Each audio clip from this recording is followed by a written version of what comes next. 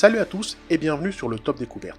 Parfois, il arrive que de fouiller dans les lieux autour de certains sites risque de mettre à jour des découvertes archéologiques étranges, voire terrifiantes.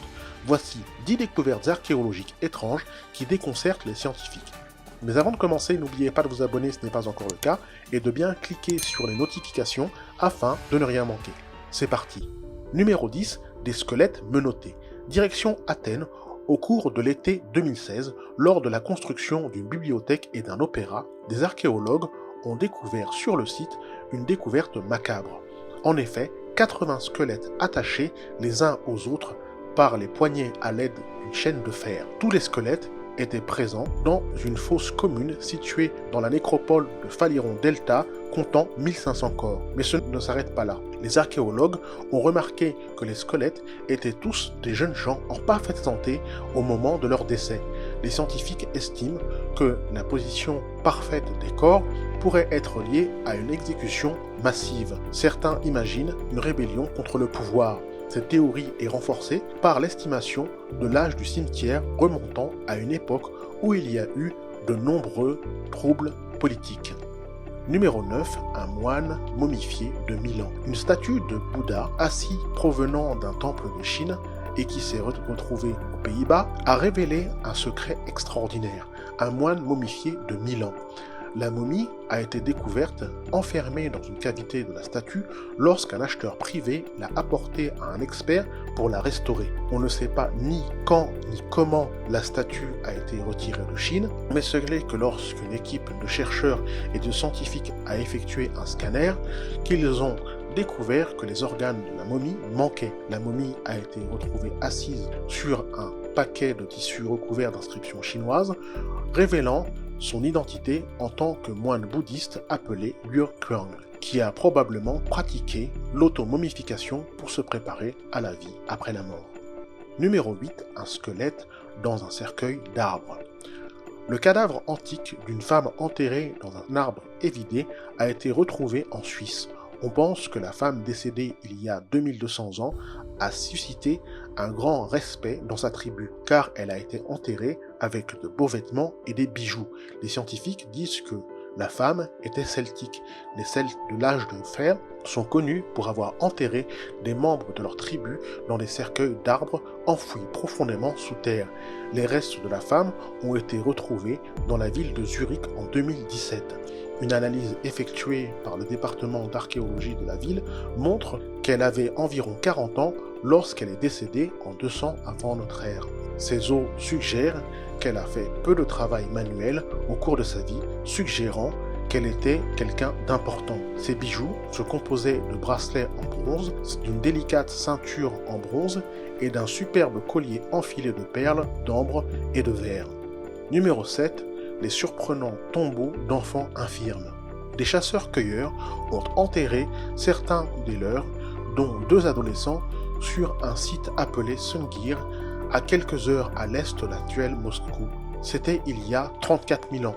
Lorsque les tombes ont été ouvertes, les chercheurs ont découvert que les garçons, qui sont morts à environ 10 et 12 ans et qui montraient tous deux des signes de handicap, étaient enterrés ensemble avec 10 000 perles d'ivoire de mammouth, plus de 20 bracelets, environ 300 dents de renard percés, 16 lances, des sculptures des bois de cervidés, des perronnets humains disposés sur la poitrine de chaque enfant. Certains tombes adultes, par contre, ne contenaient aucun trésor et d'autres n'en refermaient que quelques-uns. Les chercheurs ignorent les raisons d'une telle distinction. Numéro 6, le feu grec. Ce n'est pas comme si quelqu'un souhaitait que le napalm revienne, mais les scientifiques et les historiens sont néanmoins très curieux du feu grec du 7e siècle, un proto-napalm mortel tiré depuis des navires qui s'accroche à la chair et qui est impossible d'éteindre avec l'eau. L'Empire byzantin l'a utilisé avec aplomb, mais comme le Coca-Cola, la recette du feu était un secret protégé. National Geographic a sorti un Mythbuster et a deviné les ingrédients en 2002 en utilisant une pompe en bronze et un mélange de pétrole brut léger et de résine de pin. Le résultat, ils ont anéanti un navire en quelques minutes. Numéro 5, l'acier de Damas. De retour des croisades, de nombreux Européens perplexes ont commencé à parler d'épées brandies par des guerriers musulmans qui pourraient trancher une feuille, se plier à 90 degrés et se replier sans dommage. Des siècles plus tard, la recette du soi-disant acier de Damas est toujours un mystère. La meilleure supposition est que les lames étaient constituées d'acier de creuset qui est créé en faisant fondre du fer avec de la matière végétale. Pourtant, personne ne connaît le type spécifique d'acier de creuset utilisé pour produire une telle lame. Numéro 4. Un livre en peau humaine. Rendons-nous à Harvard où, en 2014, une rumeur circule selon laquelle les différentes bibliothèques de l'université détenaient 3 livres soupçonnés d'être reliés en peau humaine. Un mois après que la rumeur se soit emparée des réseaux sociaux, Harvard a confirmé que l'un des 3 livres intitulés Des destinées de l'âme, écrit par l'auteur français Arsène Housset en 1879, possédait bel et bien une couverture en peau humaine. L'université a expliqué avoir procédé à des analyses de minuscules morceaux du livre et que d'après les résultats d'une technique d'identification des protéines de la peau, il y a 99,9% de chances pour qu'il ne s'agisse pas d'une peau d'origine animale, mais bien de la peau humaine. Pour les 2 autres livres, dont la rumeur disait qu'eux aussi étaient reliés en peau humaine, les tests révèlent qu'il s'agit de peau de mouton. Numéro 3. Les momies de Cavaillon.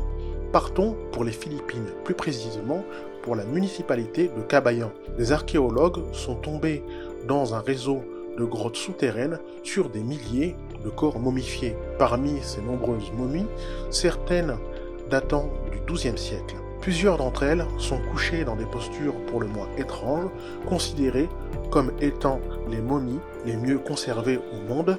On peut apercevoir sur le corps de certaines des magnifiques tatouages. Les anciens de la tribu Ibalois ont accepté de les sortir exceptionnellement pour les faire découvrir au reste du monde, tout en respectant des rituels pour ne pas voir s'abattre la colère des esprits. Numéro 2. Le sifflet de la mort aztèque. Le sifflet de la mort nous vient tout droit d'Amérique centrale. Depuis très longtemps, ce petit objet sculpté en forme de tête de mort était utilisé par la civilisation aztèque. Plusieurs exemplaires ont été découverts par des chercheurs dans les mains de dépouilles. Très longtemps, les spécialistes se sont demandé à quoi cet étrange objet pouvait servir. En 1999, 2 exemplaires de ce sifflet sont découverts dans les mains d'un squelette sacrifié du temple d'Elekalt à Tlatelolco. Selon les archéologues, le sacrifice de cet homme fait référence à une famine qui s'est abattue dans la région en 1454, associée à Ekalt.